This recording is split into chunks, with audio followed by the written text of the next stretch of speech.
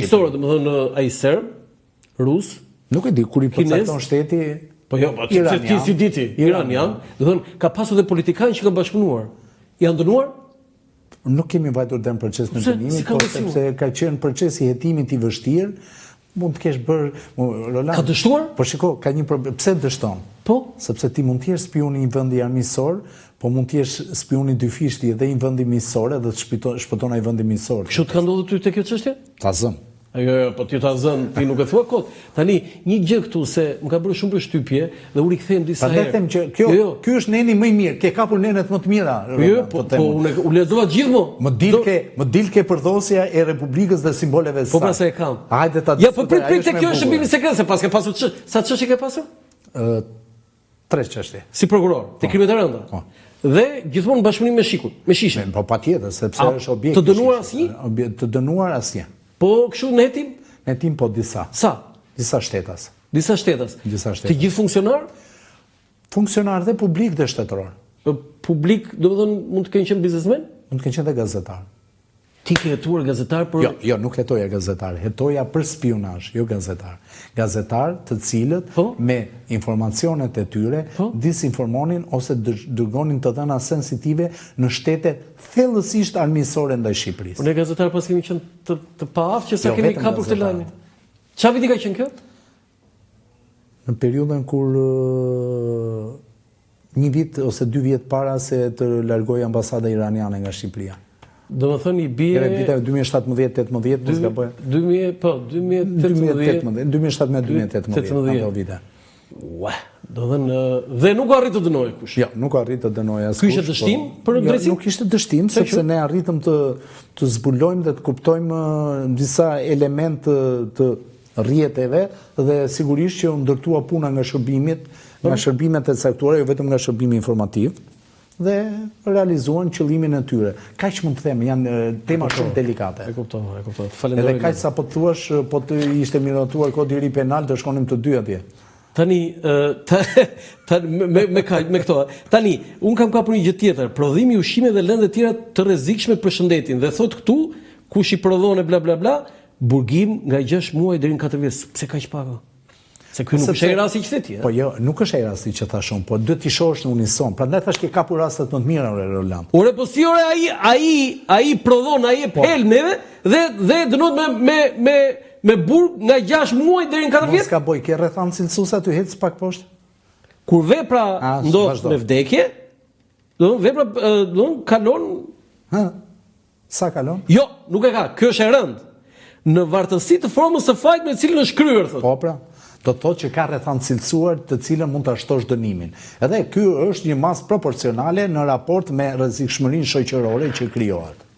Është proporcionale. Jo, tani mua ishte një gjë për të qeshur, më thonë. Kalimi i palishëm i kufirit. Dhe më kujtua ajo e Elverosës. Kjo është një luftë e madhe, ka 20 vjet, një herë është fuqizuar, kushtetuesja e ka fuqizuar. Njëherë na thoshin mos i dënoni. Po ç'është kjo? Po nuk ka arritur. Me gjop deri 2 vjet burg po kalove kufirin?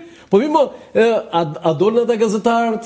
Kolegët e mi te piramida thoshte kalonin andej kalonin këtej, ai dënohet 2 vjet burg. Nuk përbën sens ajo. Po jo, kalimi i palishëm thot për vendet ku ty nuk të lejohet kalosh në mënyrë pa dokumentacion, por kalimi i palishëm është në çdo pikë. Jo, këtu se thot. Jo doganore. Po këtu se thot. Do flasim interpretim, do interpretoj. Po pra, kalimi i palishëm i kufive shtetëror shqiptar përbën kundërvajtje penale dhe dënohet me gjop ose burgim deri 2 vjet. Do të thënë gazetarët që kanë bërë reportazh në piramidat e vjetra dhe thoshin, unë këtu jam në Greqi, këtu jam në Shqipëri, ai dënohet me 2 vjet burg? Nuk ka fuqi prapa vepruese. Unë jam shumë dakord me ty, është një absurditet që abuzimi me fëmijët, që kjo më bëri përshtypje. Po. Thirrja me epitete fyese, që synojnë të ngacmojnë, tallin në përkëmbin, në shtrojnë apo kërcënojnë fëmijën. Domethënë këtë e para një dënohet me burg nga 1 deri në 4 vjet. Domethënë kur tallet një fëmijë, dënohet me burg. Bullizimin, kanë fjalën për bullizimin. Po jo deri te rraja, po thirrja me epitete fyese.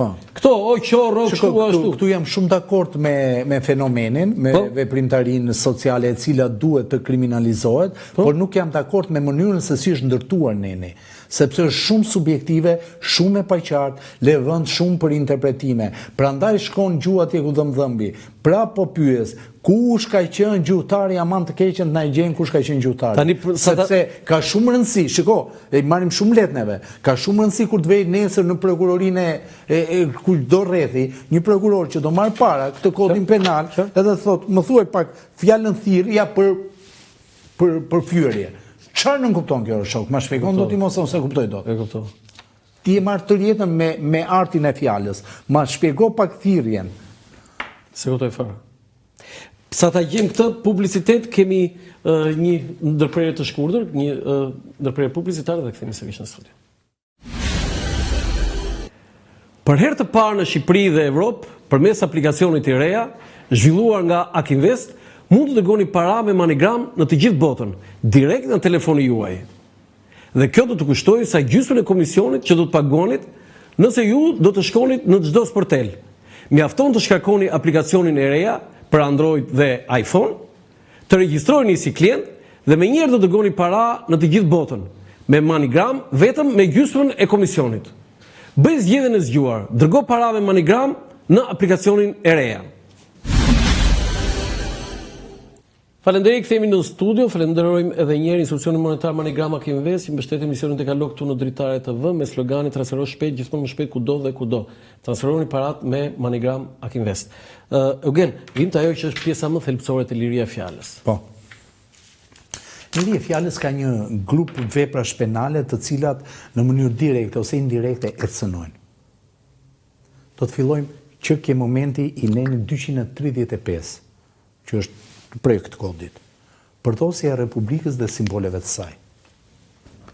Përdosja e himnit kombëtar, flamurit apo stemës Republikës të ekspozuara në institucione shtetërore, përbën kundërvajtje penale dhe dënohet me gjop ose me burgim deri në 6 muaj ose jo më pak se 2 dënime plotësuese etj. Është normale. Se kemi të bëjmë me kombin, me simbolet kombëtare.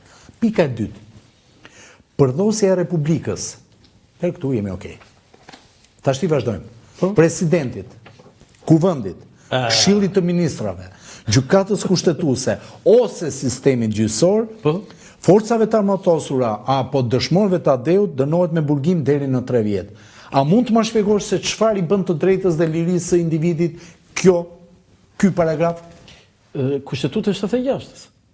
Atëherë, me që më kujtore kushtetutën e 76-s, absolutisht pa asnjë pas një ideologjizim në fjalën time, po të them, kodi penal i para 90-s i 76-s ka qenë shkencë kryevepër para këtij kodi. Çfarë thua? Po. Seriozisht e ke? Po, për sa i përket strukturës, ndërtimit, qartësisht dhe saktësisë. Pavarësisht funksion të kujt ishte. Nga pikpamja teknikës legjislative, le ta marrin, unë e kërkova e kisha në bibliotekën. Po domethënë kjo është shuqi, nëse ofendon presidentin, kryeministrin, këshillin e ministrave, jo kryeministrin. Po këshillin e ministrat çfarë do të thënë? Gjithë ministrat. Edhe zëvendësministrin. Edhe zëvendësministrin. Po. Çfarë thua? Gjykatën, sistemin gjyqësor. Po avokatët janë aty? Jo. Ne jemi ke tarifa. Ne jemi ke tarifa. Po gazetarët? Gazetarët i kenë shumë vepra tjera ti pa merak. Po këtu domethënë nëse, po mirë, kush e ka shkruar këtë? Përdosja publikisht e kombit shqiptar dënohet me burgim nga 1 deri në 4 vjet. Mund të ma thuash ti çdo thot përdosje publike gjuhësisht? Se me që do kanë interes të gjuhësisht. Ishte ajo për a live jemi tha edhe? E ke parasysh? Atëherë çfarë do thot kjo? Për qëllim të këtij ligji thot, me përdosje do të kuptohet dhunimi diçka e të shenjtë, vetive të blarta morale apo vlera të ndërtuara botërisht. Më fal. Ky është kod penal apo është komentari i një eseje? Po kush e ka bërë? Poshtrimi, bërja e padobishme, përçmimi, tallja, përlyerja. Ore, mund të më thuash përlyerje? Çdo thot përlyerje? Po jo, ajo dëshmorët e komit ajo ishte fantastike. Apo për buzje, po dëshmorët e komit ç'kuptojmë me këtë tash? Po jo, hajta gjej se cili dëshmori. Po pra. Tani partizanët apo ballistë?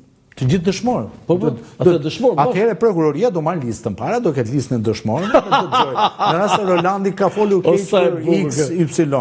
Ose